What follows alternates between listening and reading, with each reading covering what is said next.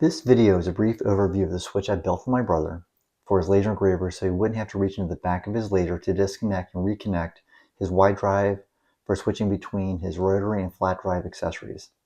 The full build video is about 24 minutes long, showing all aspects of the build. You can easily make the switch for yourself. Thanks for watching. Please like and subscribe and comment below.